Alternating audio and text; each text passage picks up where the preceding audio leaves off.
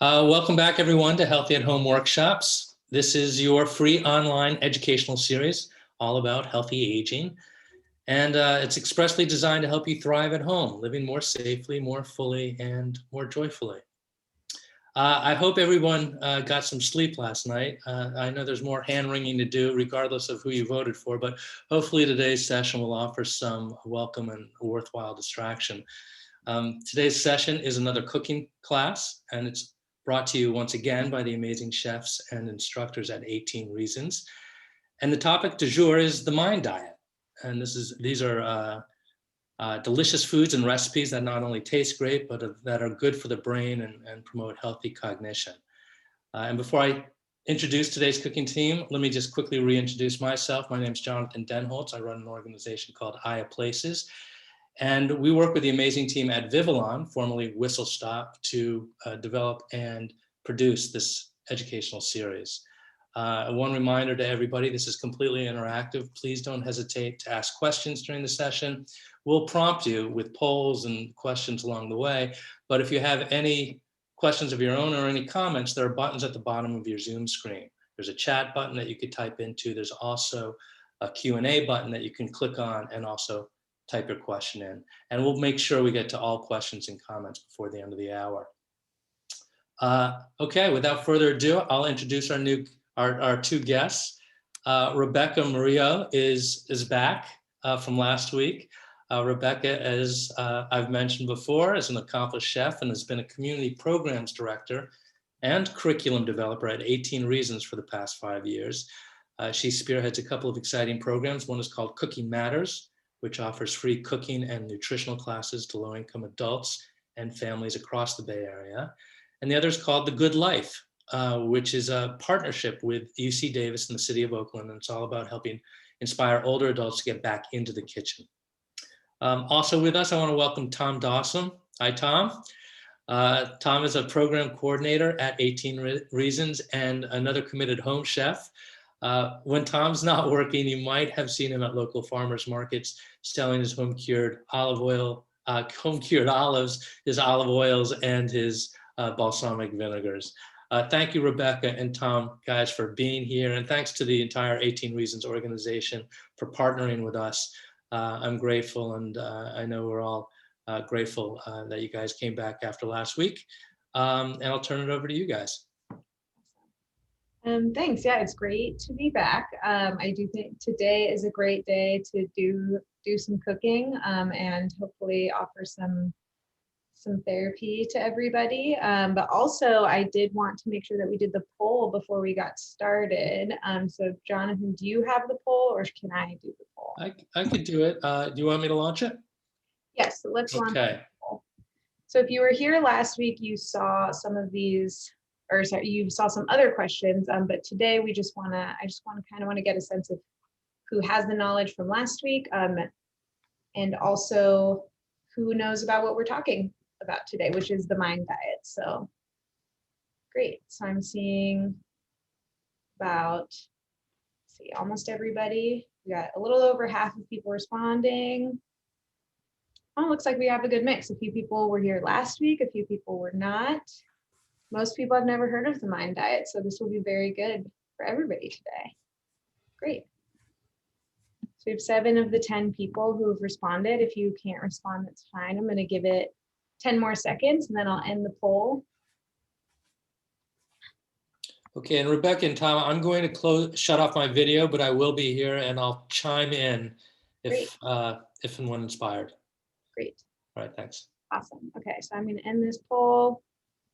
And I'm going to share the results. So we have almost a 50-50 of people who were here last week and people who are not. So that's great. And a lot of you have never heard of the mind diet, which is also great. So today, our agenda is we're basically, we're going to do a little overview of what the mind diet is. Like Jonathan said, I've been working with the Good Life program with UC Davis in the city of Oakland to develop this curriculum for healthy aging and Alzheimer's prevention. So I have been doing some research on the mind diet and trying to understand the best way that I can communicate its sort of principles to everybody. And then we're going to go through a recipe that follows a lot of the mind diet guidelines. So hopefully everybody will learn something new today. I do have a short slideshow to start, so you won't just be looking at my lovely water heater in the back.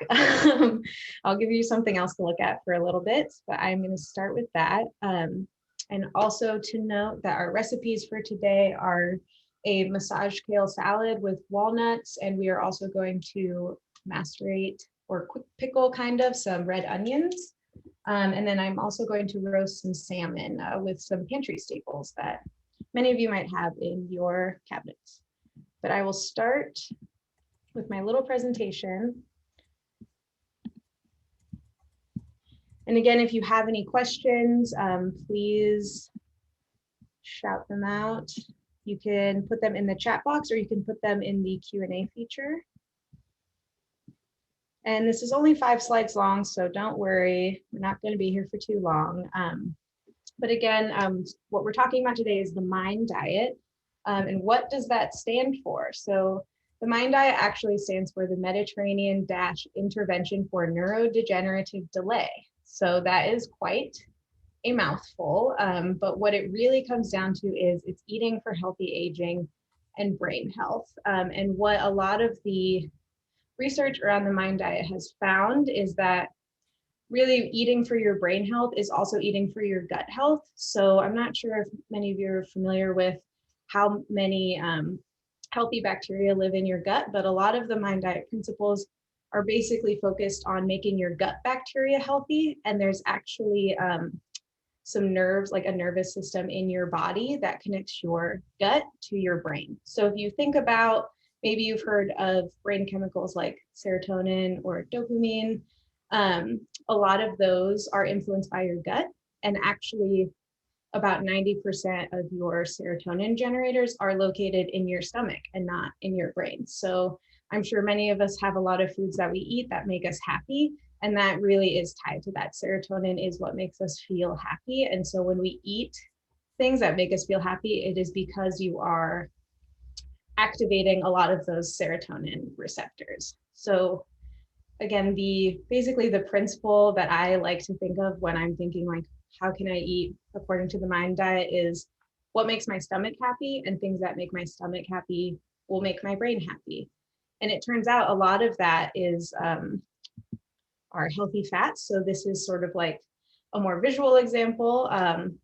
So you can see here that there's some whole grains, there's a lot of fruits and vegetables, there's fish, there's poultry, you know, a lot of these things are things that we're already very familiar eating. And we do have a recommendation for our top 10 foods to follow the MIND diet. So we have green leafy vegetables, really all vegetables, berries, nuts, olive oil, whole grains, fish, beans, poultry, and even wine. So the reason that if we kind of break these down by nutrients, number 3, berries, and number 10, wine, are really high in antioxidants. So antioxidants are what really help your immune system. And again, they're going to make those bacteria in your gut very happy, which is going to help your brain function a little better.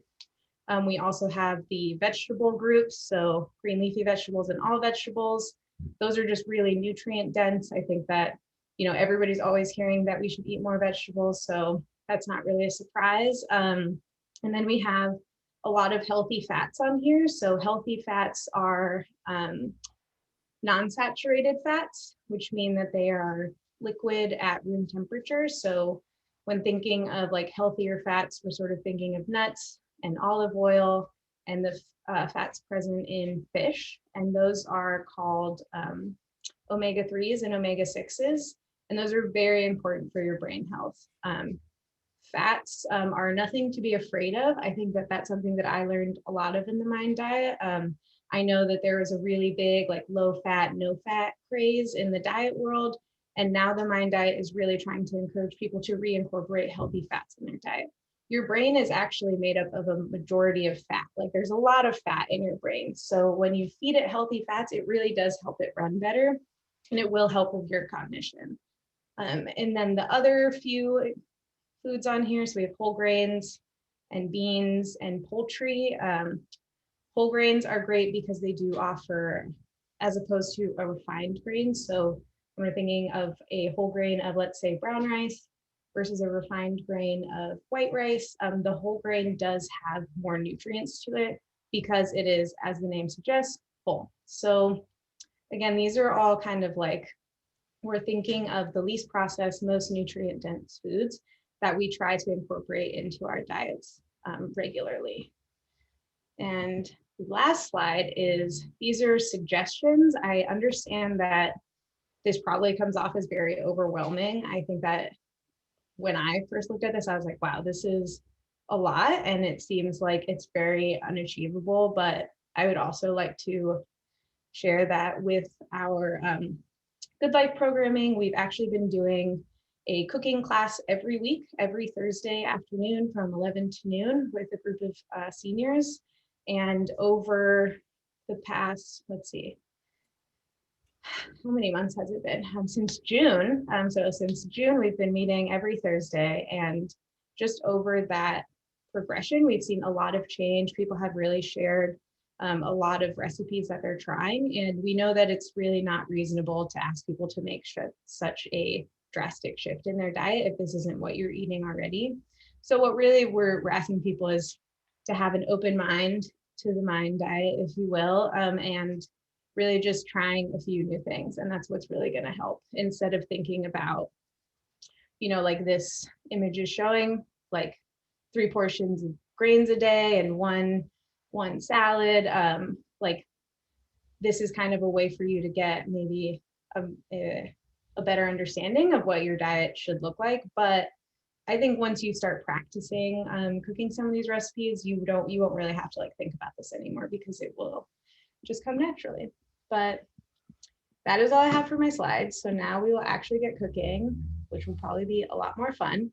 And if anybody has any questions so far, Tom? No questions so far. Great. Okay. I'm sure everybody's excited to get to the actual cooking portion.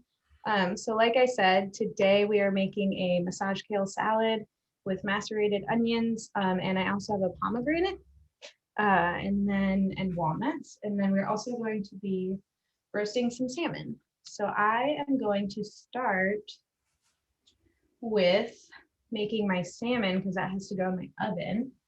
So I'm actually gonna move these things around. I know I don't have as good of a camera setup as Mike. I don't have an assistant that can follow me around. So please bear with me. So Rebecca, as you're setting up, I mean, I think the point that you made about like not trying to change overnight from whatever your current diet is to completely following the mind diet as it showed it on that slide. Mm-hmm. It's like you don't have to make that change overnight. The key thing is to think about it, to start to make slow changes, but to kind of know in what direction you want to move. Mm-hmm. So you don't have to completely go to 3 servings of whole grains a day, but you maybe can cut down fast food, maybe switch to olive oil, some other kind of key elements of the diet that we know are going to help improve your brain health. Exactly. Yeah. I mean, I know that everybody is raised with different food traditions, and I really want to honor that. And I don't think anybody should be told that they should eat something that they grew up eating, but it's always worth like incorporating other foods, right? Like I think about it as just incorporating a lot of new foods into my own diet. And I love salmon, so hearing that I can eat a lot of salmon is great. So I have this lovely piece of salmon that I got from Berkeley Bowl. And for this recipe, I'm not sure if other people saw it, but this is actually salmon roasted with, it is sugar and mustard, like as a glaze. So essentially what we're doing is we're making a glaze. This is definitely something that I might not turn to initially, as someone who's not always a fan of mustard, but after trying it, I actually really loved it. And if you're not a big fan of mustard, or you don't really think that mixing mustard and sugar together sounds great to you, that's fine. I would be one of those people. Yeah, and you know, this is definitely we're going to try new things. But I would also like to say that, you know, this cooking method of just basically I've turned my oven on to 400 degrees and I'm going to roast this salmon in there for 15 minutes. That is a great method no matter what. So no matter what you put on it, I'm just going to put like, actually, let's see. So I'm going to put probably like tablespoon sugar and a little spoonful of mustard.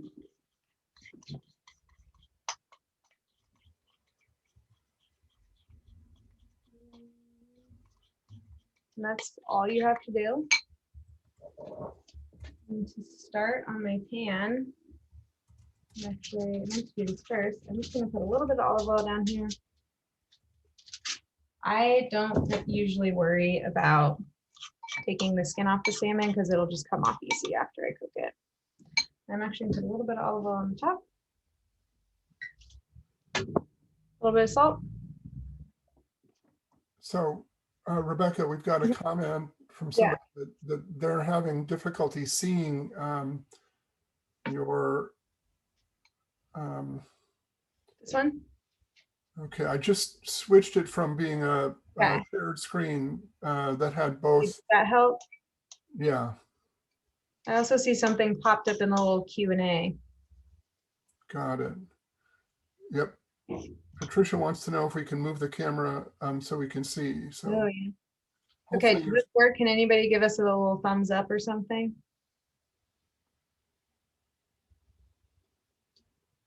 I'm happy to pause here until we confirm. Let's see. Good. It's good now. We can see the food. Great. Okay. So all I've done again is I've just mixed up some, you can use Dijon. I just have the Grey Poupon, however you say it, in my fridge, and just some sugar, and I'm just making basically a little glaze. And that's all you have to do. And now I'm going to put this in the oven for 15 minutes. Preferably in the upper half of your oven, not on that lower shelf. Now I have plenty of time to make my salad before that's done. And I am actually going to start with a little demo of a pomegranate today. So pomegranates are also really high in antioxidants. Pretty much anything that's like a rich red color or blue, you know, like blueberries, very high in antioxidants. So I am actually going to start by cutting this pomegranate in half. And the way that I have learned to separate these from both just people I've encountered in classes as well as Chef Mike, who was the instructor last week, is I'm going to cut it into quarters. And I actually have this bowl filled with water. So I am going to take off these little seeds, or arils is what they're called, and just let them fall into the water. And this kind of like catches all the weird juice that's coming out of here. And also you'll see that this white part is floating to the top.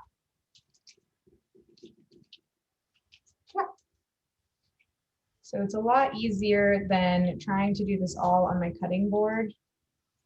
And it kind of washes away all these little white parts that I don't really want to eat anyways. I'm just going to do that a quarter at a time. So for the salad, sometimes we'll put like dried fruits on it, but I figured since it's pomegranate season and I'm seeing them all over the place that we might as well use some pomegranates.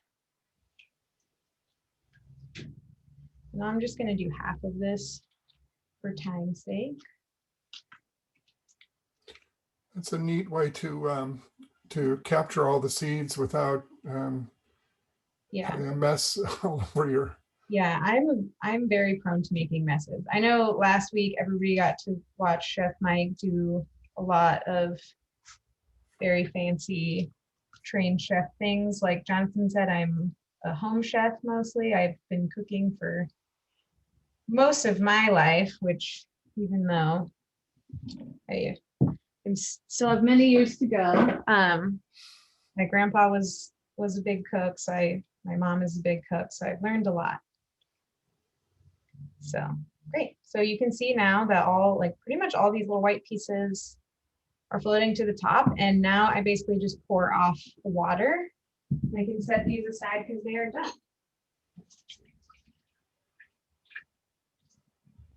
Okay, I'm going to leave these over here. I don't have a lot of counter space. And next up, we are going to cut our onion. And we are going to do something called maceration. Chef Mike taught us this way to cut an onion last week. So we keep the little hairy end on, cut it in half. And today I'm just going to slice about half of this onion. So I'm going to take off this part that I don't eat. And we are going to macerate this in some vinegar. And basically what that means is we're just going to soften it a little bit in some vinegar because it's so acidic. It's actually going to start breaking down the onion. So if anybody's ever had like pickled onions, that's really the texture that we're going for. So I'm just going to slowly slice this onion. We're going to be using balsamic and honey for this. And it actually really brings out a nice sweetness in these. And if you wanted to have more for later, you could save these in a jar in your fridge, which I have done and used for many more things. So now we have these nice little slices. And I'm going to take just this little bowl. And I'm going to measure out about a tablespoon of honey. This is a brand new bottle, so it's coming out a little slow. We'll see how far we get. Come on. Yeah, we're doing it. It is happening. Okay. That looks good to me. And then I'm also going to put in, so I have this balsamic vinegar. Any balsamic vinegar will work. You could use red wine vinegar if you want, but it won't be as sweet. And I'm going to put in this is probably about a quarter cup. I'm going to get a little fork.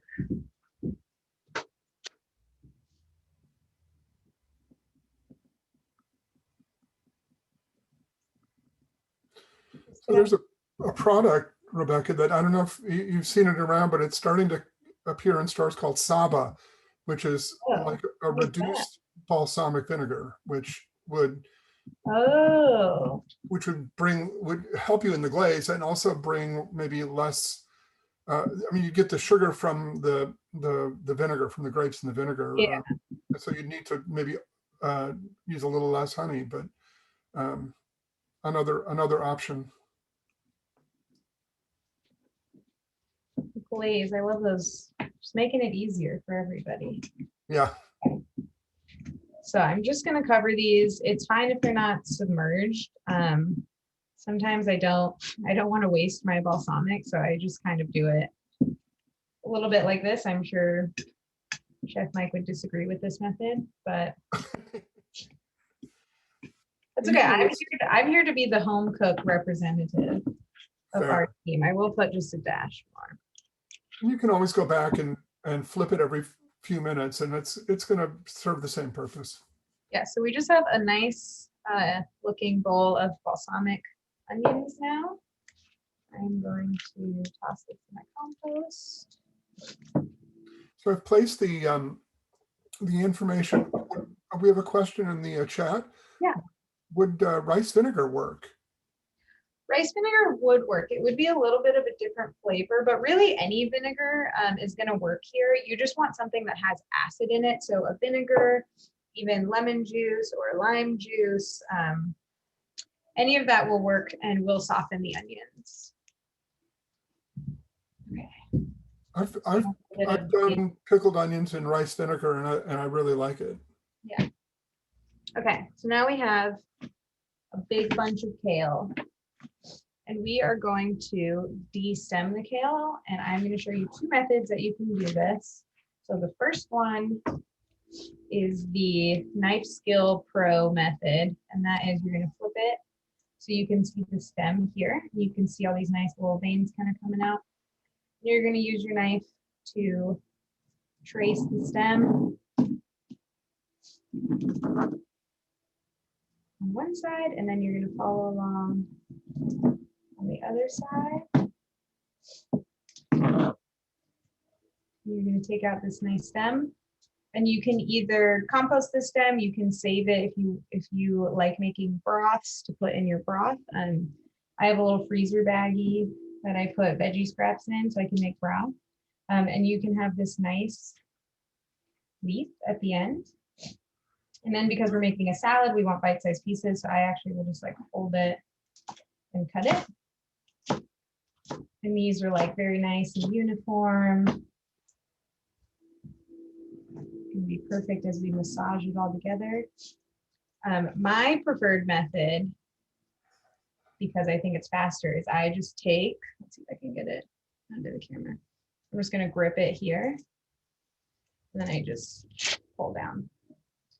And so maybe not as pretty of a leaf, but really not that bad. And then I also just tear it. It's all gonna be massaged anyway, so I don't know what the value of having a pretty leaf is. But. Yeah. If anybody has any little helpers in their kitchen or anybody coming over to share this salad with, it's a great task for somebody else to do or for somebody to help you with. We also teach a lot of kids classes in schools, and this is always one of my favorite things to assign to a child looking for something to do. Especially, it seems like they're the children that have extra energy. Yes. They're the best They're ones to so assign good. salad to. Yeah, they're so good at ripping kale. The stems, on top of the uses you mentioned, they're delicious. You just have to cook them at a different length than you would the leaf. So you can just take your stems and cut them into pieces and slowly saute them with a little vegetable stock if you want, or just plain water, and it makes a nice kind of vegetable course. Yeah. Yes, plenty of uses if you have a goal of reducing your food waste. Okay, so I'm almost done here. And then we're going to move on to the massaging part. And then we are going to shake up our dressing in a jar. And then our salmon should be done, and all we have to do is top our salad. So as we massage this, if nobody has massaged kale before, this should be maybe kind of fun to watch. But there are two ways that you can start this process, depending on where your salt preferences are. So the way I massage kale is I usually put a little sprinkle of salt on here, and I just kind of start going. You could use olive oil instead if you're watching your salt intake. But the salt is supposed to help break down the plant barriers. So like basically the walls of this plant, like what we're doing right now by massaging it is we are cooking it, right? We are breaking down that plant barrier, we're releasing some of those nutrients. And I'm just gonna go in there. Rebecca, we've got a question from Patricia. She just looked up eating raw kale and said that it may impact your thyroid. Eating raw kale? Yeah. Oh, interesting. That's interesting and new to me as well. Yeah. I wonder why that would be. Okay, well, the good news is that if you don't want to eat raw kale, you could also make the salad with mixed greens. So that is quite interesting because, like we saw earlier, dark leafy greens are one of the top 10 foods of the Mayan diet. And from everything that I have seen, kale is such a nutrient dense food that it should not, that, you know, it should be good for everybody, but I have not heard about that. So full confession. I mean, I have a thyroid condition that I watch out for, and I I do eat this, like the raw kale salad, pretty frequently, and I haven't noticed any impacts, but definitely that would be something I think to investigate further if it's a concern of yours, and maybe even consult with your provider, your physician about it. Yeah. Thank you for bringing that up, Patricia, so that way other people know. So now, I mean, we've reduced our kale by like half. We have this nice, feels a little softer to the touch. This is where I would like my kale salad to be. You can massage it a little more if you want. And I'm just going to leave it here. And then we are going to move on. Oh wow, look at all these little pieces that I lost. So what's interesting is when you massage it, it changes the look and texture of the kale. I mean, it softens it and it intensifies the green color. So to the extent that it's still raw, it is transformed from that kind of leafy state to something that's much more palatable. Yeah, very true. Okay, but yeah, like I said, you could use spring greens, you could use spinach, you could use arugula for this salad. Any of those would be delicious. So now we're going to move on to the dressing. So I'm going to use a jar to shake my dressing today because I find it a little easier, and I can also keep any leftovers in the fridge for later. So for our dressing, actually forget the measurements. Tom, did you put them in? They are. They're in the chat, and I can read them off if you'd like. I got it. Okay, so 1/4 cup olive oil. Let's start with that.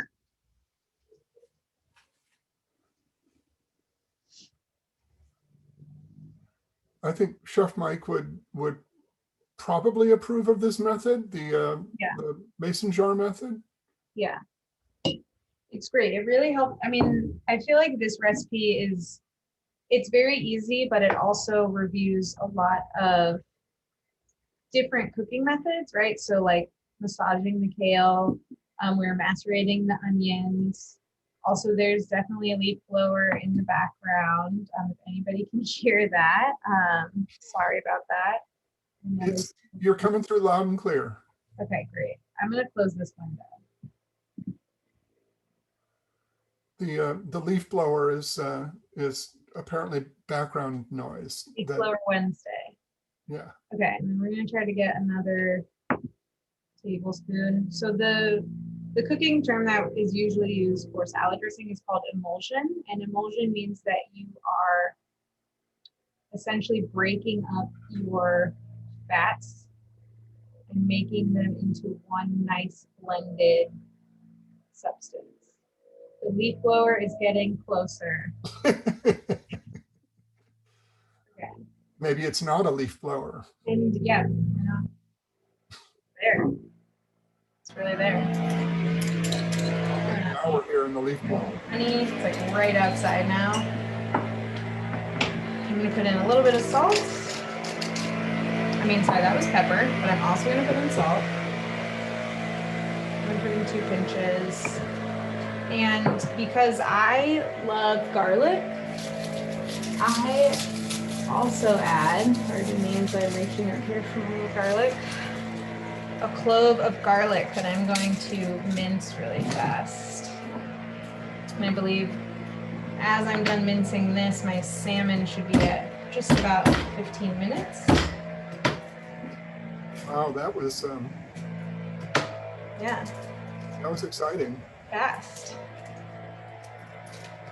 So the emulsion, I mean, I think it takes things that normally don't blend together, and it allows the molecules to kind of come together to create a sauce that incorporates, oil doesn't mix well with other things. So the emulsion process helps the oil and the vinegar to come together. And it won't, if you don't emulsify your dressing, it's not going to be a problem. It just, you just want to dress your salad with it and realize that you've got kind of separate parts that are going to be coating the lettuce leaves. Yeah. I'm just going to shake it.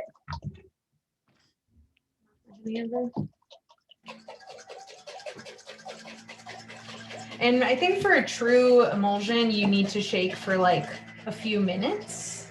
I usually just shake for about one, see what it looks like.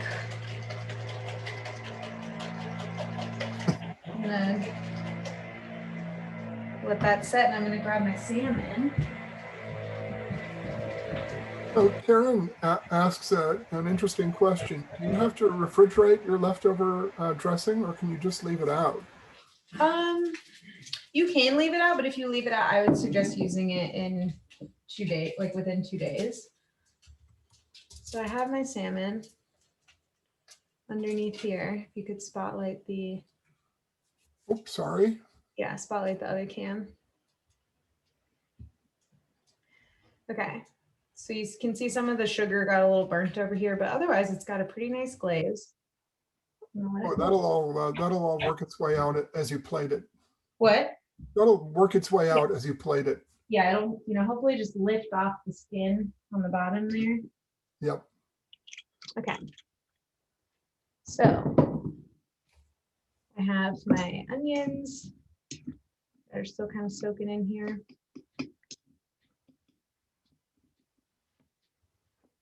And have my kale in my bowl. So the only thing that we have to do now is assemble everything. So I'm going to mix up my salad just in this big bowl. And I'm going to take some walnuts first, actually, and just do a little rough chop. On the recipe, it says you can also add some cheese to this if you have feta, or Parmesan is also a really good addition. Whatever you have in your fridge is great. Stick them in here. And then I have my pomegranate. It's been nice and patiently waiting over here.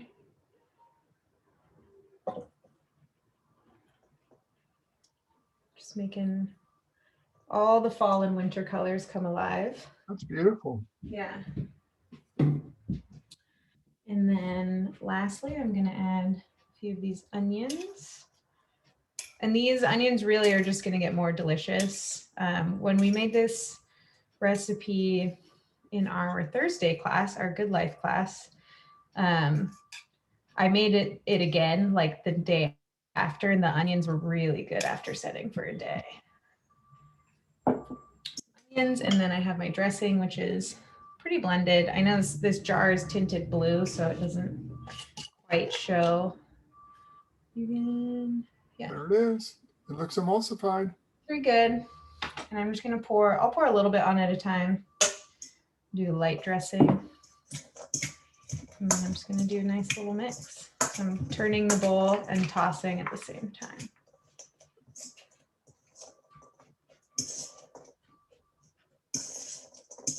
It looks delicious. Yeah. The salad will also keep in your fridge for a few days because kale is really sturdy. But even, as we were saying, if you don't use kale, it's pretty easy to keep each of the components in a little container separately, and then to bring it all together at the end. That's one of the best things about kale, is that it's one of those things that will hold a long time in the fridge. Yeah.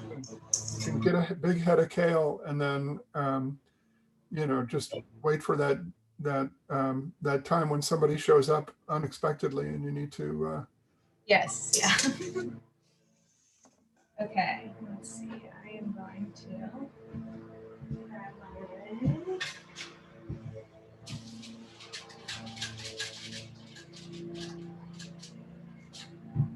Use my oven mitt for this to grab my salmon off.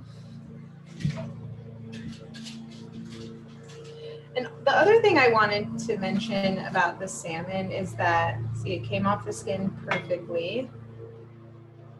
And this was also like 2 portions of salmon. I probably would not eat all of that salmon. But actually, I know that for this recipe, I was able to go to the store and get a fresh fillet. But what I usually do is I buy a lot of frozen fillets and just keep them stored in my freezer because it's a really good meal. Like salmon defrost really quickly. You can put it in a bowl of room temperature water, and in just a few hours, it'll be ready to cook.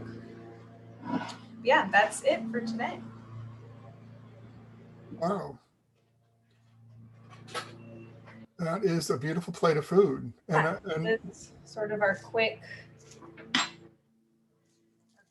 and mind diet oriented lunch. So we have, you know, our healthy fats from our salmon. We have our nutrient dense vegetables with our kale, more healthy fats with our walnuts, and antioxidants with our pomegranate. So the only thing we're really missing is maybe some whole grains. You could definitely have, like, you know, slice of bread, or if you love making some brown rice or maybe some farro, you could add that to the side as well.